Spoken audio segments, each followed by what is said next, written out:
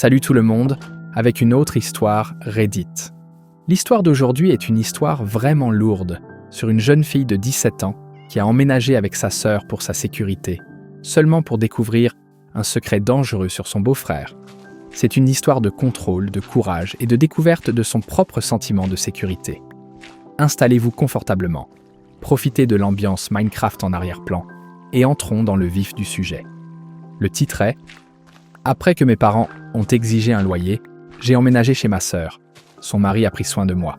Mais quand j'ai mentionné les rencontres, il a crié « Tu m'as trahi ». Je m'appelle Jane, j'ai 17 ans et je vis avec ma sœur aînée, Brooke, 25 ans. Et son mari, Mark, 34 ans, depuis près de 4 mois. Brooke m'a élevé car nos parents étaient rarement présents. Ils se disputaient continuellement ou s'occupaient de leurs propres problèmes. Brooke est intervenue quand j'étais plus jeune et s'est assurée que j'avais tout ce dont j'avais besoin. Elle m'a aidé avec mes devoirs, m'a préparé des repas et a assisté à mes fonctions scolaires. Brooke m'appelait fréquemment quand elle était à l'université pour prendre de mes nouvelles. Je l'appelais aussi au moins 2 fois par semaine. Elle me parlait de son école, de son travail à temps partiel, puis de Mark, un gars qu'elle a rencontré. La façon dont elle parlait de lui le faisait paraître impeccable. Elle m'a dit comment il lui offrait des fleurs juste comme ça, l'emmenait dans des endroits merveilleux et la traitait très bien. Après avoir observé comment nos parents se traitaient, j'ai réalisé que d'excellentes relations existaient. Brooke et Mark se sont fiancés après qu'elle a obtenu son diplôme, et ils se sont mariés il y a 2 ans. J'ai assisté à tous leurs événements importants, et j'ai appris à très bien connaître Mark. Il semblait être un gars sympa, et je le voyais comme un grand frère. Quand il venait nous rendre visite, il faisait toujours des blagues et leur apportait des cadeaux. Il semblait rendre Brooke heureuse, ce qui comptait pour moi. Il y a 3 mois, tout a mal tourné à la maison. Mes parents m'ont dit que je devais commencer à payer un loyer si je voulais rester chez eux. Je travaillais dans un ranch de chevaux et j'aimais beaucoup ça. Je pouvais travailler avec les chevaux et prendre des leçons d'équitation gratuites, et les propriétaires étaient assez courtois avec moi. Le problème était que la rémunération était faible, et si je payais ce que mes parents attendaient, je n'aurais pas assez d'argent pour quoi que ce soit d'autre. J'aurais eu besoin d'un 2e emploi, ce qui signifiait quitter la propriété. J'ai raconté l'incident à Brooke lors d'une de nos conversations téléphoniques. Elle en a parlé à Mark, et ils ont proposé de me laisser vivre avec eux jusqu'à ce que je termine le lycée. Ils avaient une chambre d'amis, et Mark travaillait de chez lui pour l'entreprise de sa famille, donc quelqu'un était toujours disponible. J'ai pleuré de gratitude. Quand j'ai emménagé, Brooke et Mark m'ont informé qu'ils avaient une nouvelle excitante. Brooke était enceinte. J'étais très excité pour eux. Brooke a dit qu'elle avait déjà perdu 2 bébés, donc celui-ci était à haut risque.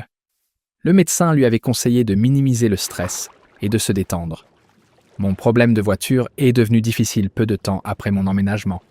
Mes parents possédaient l'automobile que je conduisais et ils l'ont reprise quand je suis parti.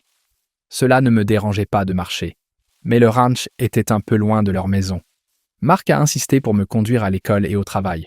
Il a répondu que ce n'était pas un problème car il travaillait de chez lui et pouvait choisir son propre horaire. Chaque jour, Mark allait à la salle de sport le matin, revenait se doucher, puis me conduisait à l'école avec un café Starbucks qu'il me prenait. Ensuite, il me ramassait à l'école, me conduisait au travail et venait me chercher après la fin de mon quart de travail. J'étais très reconnaissante pour toute sa conduite pour moi. Pendant nos trajets en voiture, nous avons discuté de divers sujets. Mark posait de nombreuses questions sur mes amis d'école et si je sortais avec quelqu'un. Au début, cela semblait être une discussion typique, mais il en parlait tous les jours. Il clignait de l'œil et disait que je cachais probablement quelque chose, qu'il pouvait garder des secrets et que je devrais lui parler des garçons que j'aimais. J'ai essayé d'être vague car je ne voulais pas en parler. Léo, un garçon de 18 ans, était au ranch et sa famille le possédait. Nous avions commencé à discuter davantage et à faire de l'équitation ensemble. Et je l'aimais bien, mais je ne voulais pas porter malheur en parlant trop. Je ne voulais pas non plus mentir directement à Mark. Alors je gardais mes réponses brèves. Avec le recul, je vois qu'il y avait d'autres aspects que je n'avais pas pris en compte à l'époque. Mark était fréquemment dehors pendant que j'utilisais la piscine dans le jardin. Il trouvait des raisons d'être dehors, faire des grillades, faire du jardinage, et occasionnellement se joindre à moi pour une baignade. À l'époque, je supposais qu'il était juste poli ou qu'il faisait des corvées. Une autre chose que j'ai remarqué, c'est que quand je sortais de la salle de bain la nuit, j'utilisais la salle de bain du couloir parce que Brooke et Mark avaient la leur. Mark était dans le couloir, alors que je marchais vers ma chambre enveloppé dans une serviette. Il me disait « bonne nuit » et je répondais. Cela se produisait si fréquemment que j'ai commencé à me demander pourquoi il était toujours présent à ce même moment. Tout a changé la semaine dernière. Léo m'a demandé si je voudrais sortir avec lui ce week-end. J'étais très excité et j'en ai parlé à Mark sur le chemin du retour du travail. Quand j'ai annoncé le rendez-vous, l'attitude entière de Mark a changé. La chaleur dans sa voix s'est estompée et il est devenu assez silencieux. Puis il a commencé à poser des questions à Léo d'un ton neutre. J'ai supposé qu'il était juste protecteur comme un grand frère le ferait. Mais quand j'ai dit à Mark que Léo et moi discutions depuis près d'un mois, il a juste pété les plombs. Il a commencé à se déchaîner, me traitant de menteuse et affirmant que je lui avais caché des choses exprès. J'ai fondu en larmes parce qu'il était si en colère. Puis il a posé une question qui m'a vraiment déconcerté. Il a demandé « Qu'en est-il de nous ?» Et je n'avais aucune idée de ce qu'il voulait dire. Cette nuit-là, j'ai fermé la porte de ma chambre pour la première fois depuis mon emménagement. Je ne pouvais pas dormir. Je n'arrêtais pas de penser à tout. La piscine, le couloir et les questions sur les garçons m'ont fait me demander si j'avais manqué des signaux. Mark s'intéressait-il à moi de manière inappropriée? L'idée me rendait malade. Je savais que je ne pouvais pas en parler à Brooke. Sa grossesse était déjà à haut risque et j'avais peur que ce niveau de stress lui fasse du mal, à elle ou au bébé. Je ne voulais pas en être tenu au responsable, mais je n'étais pas sûr de réagir de manière excessive ou si mes préoccupations étaient valables. Le lendemain, j'ai tenté d'éviter d'être seul avec Mark. J'ai demandé à une amie si elle pouvait me conduire au travail après l'école. Je l'ai informé que mon transport habituel avait échoué. J'ai envoyé un SMS à Brooke pour lui dire que je rentrerais tard, car j'aidais avec du travail supplémentaire au ranch.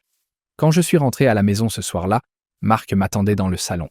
Il m'a demandé où j'avais été et pourquoi je ne l'avais pas laissé venir me chercher.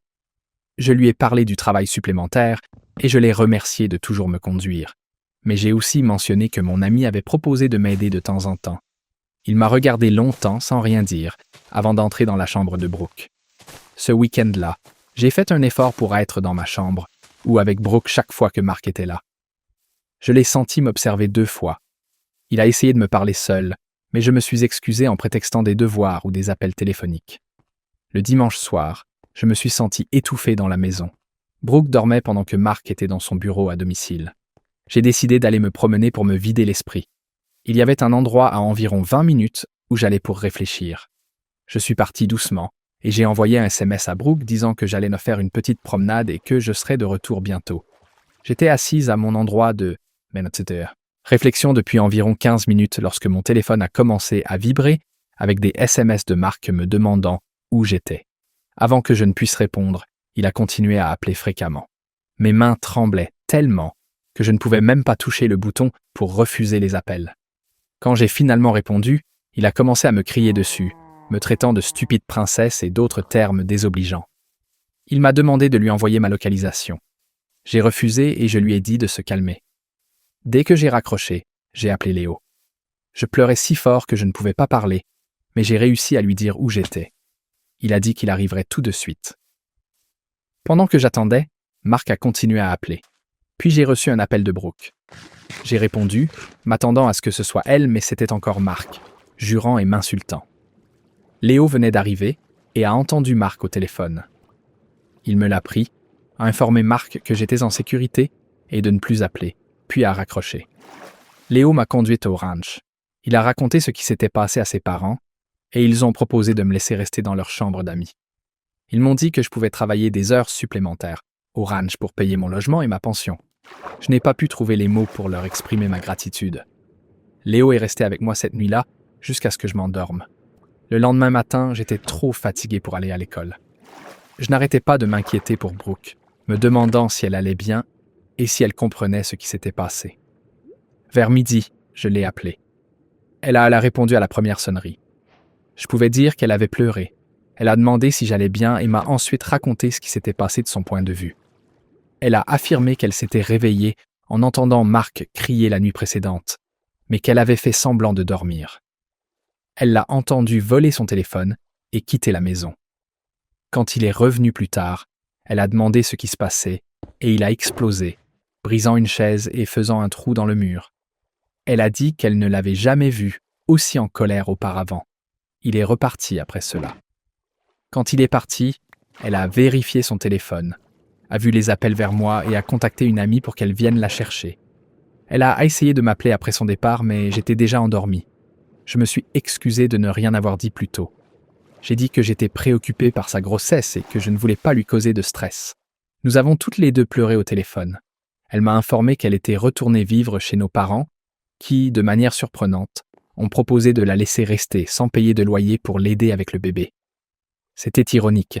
S'il m'avait fait la même offre 3 mois auparavant, rien de tout cela ne se serait produit. Je suis au ranch depuis 1 semaine maintenant. Les parents de Léo ont été extrêmement généreux et je travaille des heures supplémentaires pour augmenter mes revenus.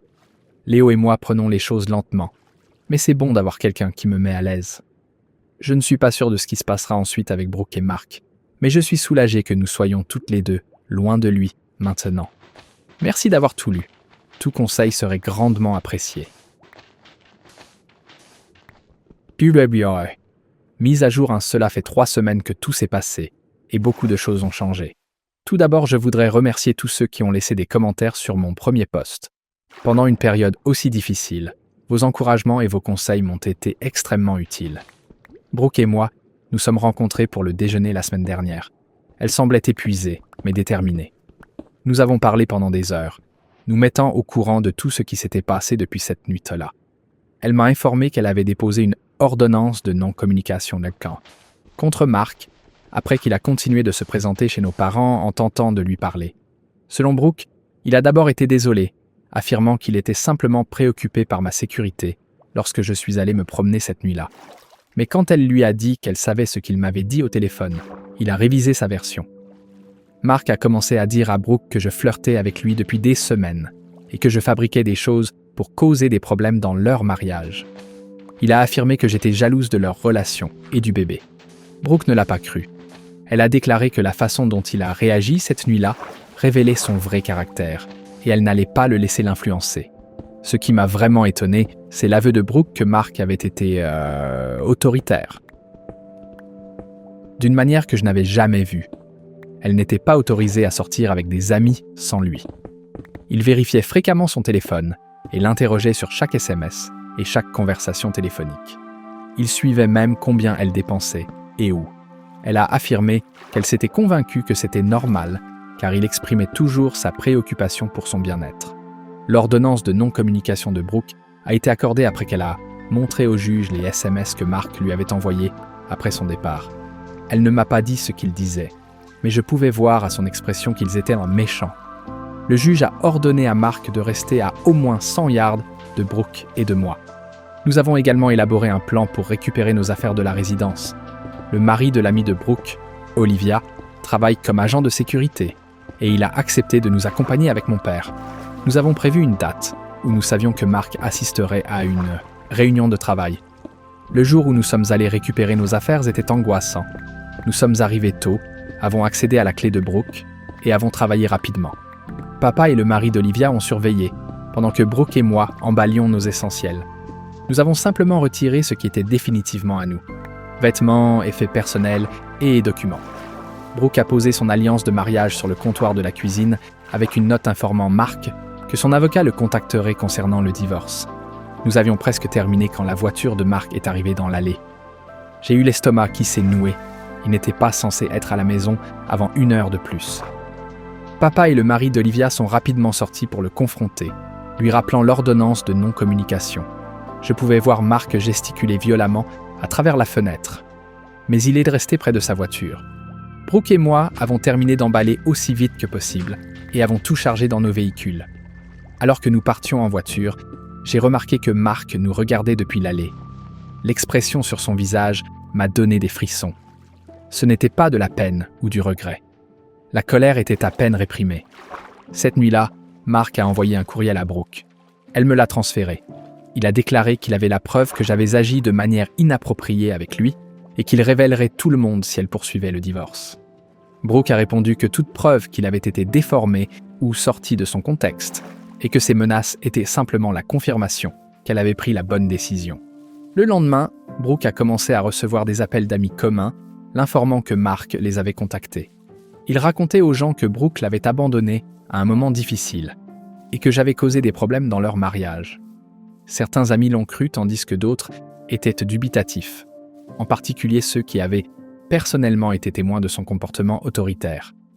Isla, l'une des camarades de classe de Brooke à l'université, lui a dit que Mark l'avait toujours fait se sentir mal. Isla a rapporté que lorsque Brooke et Mark ont commencé à sortir ensemble, Mark a posé à Isla des questions intimes sur Brooke et a proposé d'échanger des informations à son sujet. Isla s'était sentie mal à l'aise et s'était éloignée, ce qui était la raison pour laquelle elle et Brooke n'avaient pas été aussi proches ces dernières années. Brooke a été choquée d'apprendre que Mark l'avait délibérément isolée de ses amis. Elle a passé des heures à appeler les gens avec qui elle avait perdu le contact, réparant les liens qui avaient été endommagés par l'intervention de Mark. Pendant ce temps, je suis resté au ranch avec la famille de Léo. Madame Grant, la mère de Léo, a été formidable. Elle m'a assuré que je pouvais rester aussi longtemps que j'en avais besoin et que je n'avais pas à m'inquiéter de tout payer tout de suite. J'ai travaillé des quarts de travail supplémentaires et j'ai aidé à la maison pour exprimer ma gratitude. Léo et moi avons eu notre premier rendez-vous officiel le week-end dernier. Nous avons fait de l'équitation jusqu'à un endroit surplombant la vallée et avons eu un pique-nique. C'était simple et excellent.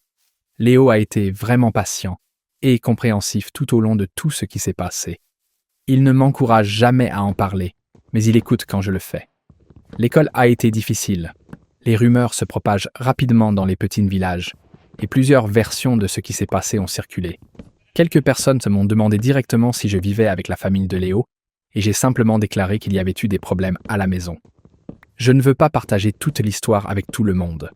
Mes parents ont été remarquablement solidaires de Brooke, la laissant utiliser leur chambre d'amis sans payer de loyer. Ils ont même commencé à l'aider avec les préparatifs pour le bébé, tels que l'achat de matériaux et la décoration de la chambre de bébé. Je n'ai pas vu ce côté d'eux depuis des années. Maman m'a dit que je pouvais revenir, mais je m'en sors bien au ranch pour le moment. De plus, c'est plus près de l'école et du travail. Brooke a eu son examen de 17 semaines hier, et le bébé se porte bien malgré le stress.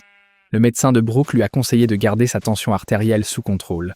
Alors elle se concentre sur le fait de rester calme et en bonne santé.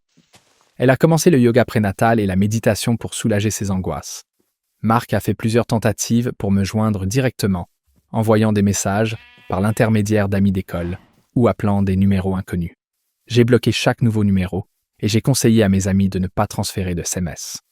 Le conseiller scolaire est au courant de la situation et a aidé à s'assurer que Mark ne puisse pas se présenter à l'école. Brooke a parlé avec un avocat de divorce qui se concentre sur les cas de conflits élevés. L'avocat lui a demandé de tout documenter et d'éviter tout contact direct avec Mark. Toutes les communications sont maintenant acheminées par l'intermédiaire de leurs avocats. Le processus prendra du temps, mais Brooke est déterminée à le mener à bien. Je fais encore des cauchemars à propos de cette nuit-là. Dans mes cauchemars, je voyage seul et j'entends des pas derrière moi, mais quand je me retourne, personne n'est présent. Puis j'entends la voix de Mark dire « Qu'en est-il de nous ?»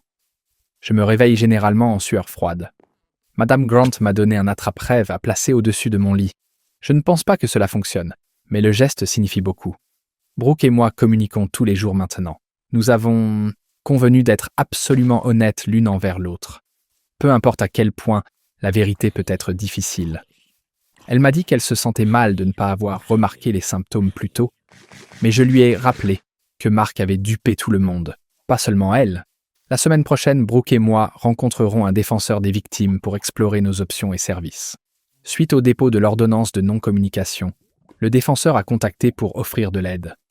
Brooke était sceptique au début, mais je l'ai convaincu que chercher de l'aide professionnelle ne pouvait pas faire de mal. C'est là que les choses en sont actuellement. Mark partage toujours sa version des événements. Brooke va de l'avant avec son divorce, et j'essaie d'établir une nouvelle normalité. Je fournirai une mise à jour lorsqu'il y aura des développements substantiels. Du Yoyama. Mise à jour 2. Cela fait 1 mois depuis mon dernier rapport, et la situation a changé d'une manière que je n'avais jamais prévue. Je voudrais remercier tous ceux qui ont offert leur soutien et leurs conseils. La nouvelle la plus importante est que Brooke a perdu le bébé la semaine dernière. Elle était à 22 semaines de grossesse et avait récemment découvert qu'elle attendait un fils. Elle a commencé à ressentir des crampes et des saignements et est allée aux urgences. Mais il était trop tard. Le médecin a déclaré que de tels incidents se produisent à l'occasion et que rien n'aurait pu être fait pour les empêcher. Cependant, Brooke blâme Mark pour le stress causé par tout. Brooke était restée chez nos parents et j'ai passé plus de temps là-bas pour l'aider. Elle se rétablit physiquement, mais émotionnellement. Cela a été déchirant. Notre mère a pris les choses en main d'une manière que je n'aurais jamais imaginée. Prenant du temps libre au travail pour passer du temps avec Brooke et agissant comme une mère pour une fois. 2 semaines avant la perte, nous avons reçu de mauvaises nouvelles. Une femme nommée Isla a contacté Brooke via les réseaux sociaux. Elle a révélé qu'elle était l'ex-petite amie de Mark d'il y a 6 ans, avant qu'il ne rencontre Brooke. Isla a vu des publications liées au divorce d'amis communs et a voulu avertir Brooke. Selon Isla, Mark avait également été contrôlant et manipulateur avec elle. Quand elle a tenté de rompre avec lui, il a menacé de révéler des images privées d'elle, à sa famille et à son employeur. Elle a obtenu une ordonnance de non-communication contre lui, ce qui est la raison pour laquelle ils ont rompu. Isla a envoyé par courriel à Brooke des copies des documents du tribunal comme preuve qu'elle disait la vérité. Brooke et moi avons été stupéfiés. Ce schéma de conduite a commencé des années avant que Brooke ne rencontre Mark. Isla a également dit que Mark avait le béguin pour sa jeune sœur, qui avait 16 ans à l'époque. Il demandait à Isla d'inclure sa sœur dans leur sortie et devenait enragé quand elle refusait. Brooke a donné toutes les informations à son avocat, qui les utilise pour préparer un dossier pour les procédures de divorce. L'avocat a déclaré que cela crée un schéma d'activité qui renforce la demande de Brooke. Mark n'a pas abandonné d'essayer de nous joindre. La semaine dernière, il est arrivé à la propriété et a demandé à me parler.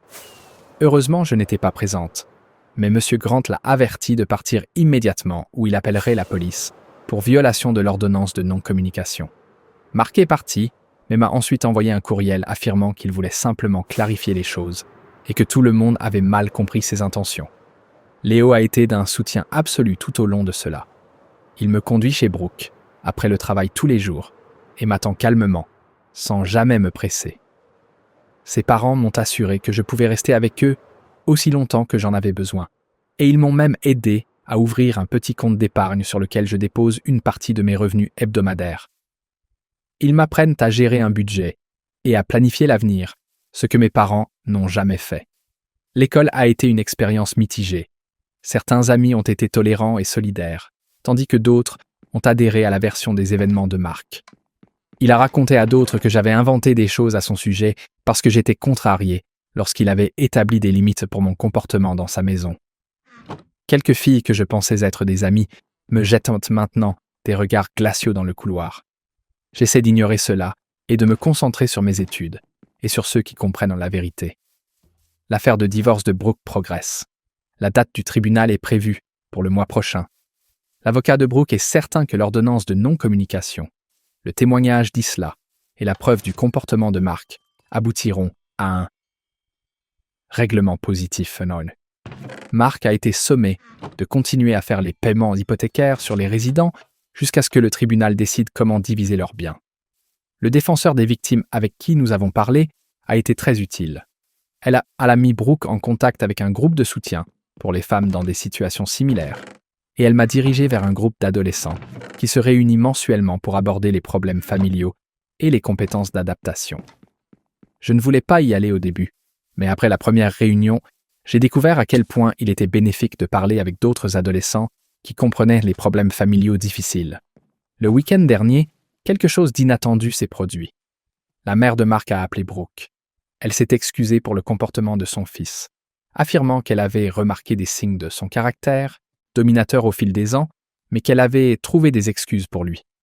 Elle a expliqué à Brooke que Mark avait toujours été possessif, même enfant, et qu'elle et son mari l'avaient emmené en thérapie quand il était plus jeune, mais avaient arrêté quand il avait semblé s'améliorer.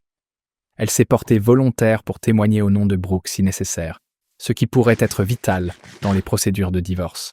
Je fais moins de cauchemars, mais je me sens toujours anxieuse quand je suis seule dans des lieux publics. Léo m'a montré quelques compétences de base en autodéfense, ce qui m'a donné plus de confiance. La propriété, c'est devenu mon refuge. Travailler avec les chevaux est thérapeutique, et le travail physique me permet de mieux dormir la nuit. Brooke envisage de déménager dans un nouvel endroit après que le divorce sera officiel. Elle a une offre d'emploi d'une entreprise à environ 1 heure de là et pense qu'un nouveau départ lui serait bénéfique. Elle m'a demandé si j'envisagerais de la rejoindre après mon diplôme l'année prochaine. Je ne suis pas encore sûr. J'ai découvert quelque chose de formidable avec Léo et au ranch. Mais je veux aussi aider ma sœur. Je n'ai pas à prendre cette décision tout de suite. Mark a envoyé un bel arrangement floral à la maison de nos parents pour Brooke, après avoir appris la fausse couche. Il y avait une carte affirmant qu'il était désolé pour sa perte, mais qu'il voulait toujours arranger les choses. Brooke a jeté les fleurs à la poubelle sans hésitation. Elle a fait remarquer que tout homme qui peut torturer la jeune sœur de sa femme, puis la blâmer pour des problèmes conjugaux, ne mérite pas une seconde chance.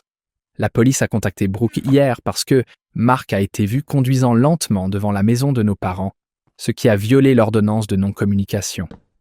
Ils ont intensifié les patrouilles dans les environs, mais n'ont pas pu l'appréhender en raison d'un manque de preuves directes. Nous avons tous pris des précautions supplémentaires, comme verrouiller les portes et les fenêtres, et ne pas aller n'importe où, seul. C'est là que les choses en sont actuellement. Brooke se rétablit physiquement et fait face à la perte du bébé alors qu'elle se prépare pour sa date d'audience. Je m'installe dans mon nouvel emploi du temps au ranch et je me concentre sur la fin de l'année scolaire. Nos parents semblent prendre les choses en main et nous soutenir quand nous en avons le plus besoin. Et Mark reste autour des marges de notre vie, une menace dont nous ne pouvons pas tout à fait nous éloigner. Je fournirai une mise à jour après la date d'audience, ou plutôt si quelque chose de notable se produit. Merci pour votre soutien et vos conseils continus. Mieux. Mise à jour 3. Cela fait 3 mois depuis ma dernière mise à jour et je suis heureuse d'annoncer que ce sera mon dernier post sur ce sujet. Tant de choses sont passées et la majorité d'entre elles ont été formidables. Brooke et Mark ont finalisé leur divorce le mois dernier. Brooke a reçu une ordonnance de non-communication permanente. Après que le juge a examiné toutes les preuves, y compris le témoignage d'Isla et les documents de la mère de Mark sur ses antécédents de comportement contrôlant, Mark a été condamné à payer une pension alimentaire pendant 1 an, à vendre la maison et à partager le produit de la vente. Le développement le plus surprenant s'est produit pendant les audiences du tribunal. L'avocat de Mark a soumis des preuves, selon lesquelles j'avais agi de manière inappropriée avec lui, y compris des images de moi à côté de la piscine et des SMS que Mark a dit que je lui avais envoyés. Le juge a rapidement établi que les SMS étaient inventés et les images avaient été prises à mon insu pendant que je nageais à leur résidence. Cela s'est retourné contre Mark, car cela a prouvé que je disais la vérité sur le fait qu'il m'observait. Le juge a transmis l'affaire au bureau du procureur de district pour d'éventuelles accusations criminelles de fabrication de preuves et d'atteinte à la vie privée. Il y a 2 semaines, Mark a été arrêté pour avoir de nouveau enfreint l'ordonnance de non-communication. Il a été découvert, garé devant le nouvel immeuble d'appartement de Brooke, vers 2 heures du matin. Il fera face à une peine de prison réelle, car il s'agit de sa 3e infraction. Son affaire judiciaire est le mois prochain, et Brooke et moi témoignerons toutes les 2. Brooke a déménagé dans la ville voisine, qui est à environ 30 minutes de là. Elle a acquis un bel appartement d'une chambre et a commencé une nouvelle carrière en tant que responsable de bureau pour une entreprise voisine. L'employeur a été très compréhensif de sa situation et offre des heures flexibles, afin qu'elle puisse assister au traitement et aux comparutions devant le tribunal au besoin. Elle a également rejoint un groupe de soutien pour les femmes qui ont été dans des relations similaires, ce qui lui a été vraiment bénéfique. Je vis toujours au ranch avec la famille de Léo. Mes parents ont proposé de me laisser revenir à la maison sans payer de loyer, mais j'ai refusé. Les Grant m'ont apporté une stabilité et un soutien qui ont transformé ma vie. Madame Grant est devenue un mentor pour moi, m'éduquant sur l'élevage de chevaux et la gestion d'entreprise. Monsieur Grant m'aide à postuler pour des bourses d'études supérieures, en mettant l'accent sur les collèges qui ont de solides programmes équestres. Léo et moi sortons ensemble officiellement depuis 4 mois maintenant. Il est doux et compatissant, ne me poussant jamais hors de ma zone de confort. Nous avons discuté de l'avenir, de l'université et des carrières, et bien que nous prenions les choses au jour le jour, je peux voir une relation à long terme s'épanouir. J'ai obtenu mon diplôme du lycée le mois dernier. Brooke, mes parents et les Grant sont tous allés à la cérémonie. C'était la première fois depuis des années que mes parents mettaient de côté leur dispute pour un événement familial. Ils ont tenté de reconstruire des relations avec Brooke et moi. Ma mère s'est excusée de ne pas avoir été plus présente pendant notre éducation et d'avoir mis Brooke en charge de m'élever. Je ne suis pas prête à pardonner à tout le monde, mais c'est un début. La police a contacté la semaine dernière pour nous informer que Mark avait accepté un accord de plaidoyer pour les violations de l'ordonnance de non-communication. Il passera 30 jours dans une prison de comté, suivi de 2 ans de probation et d'un traitement obligatoire. Bien que la peine ne soit pas longue, il est rassurant de savoir qu'il y aura des conséquences pour sa conduite et que son comportement sera surveillé à l'avenir. Brooke a recommencé à sortir, bien que prudemment.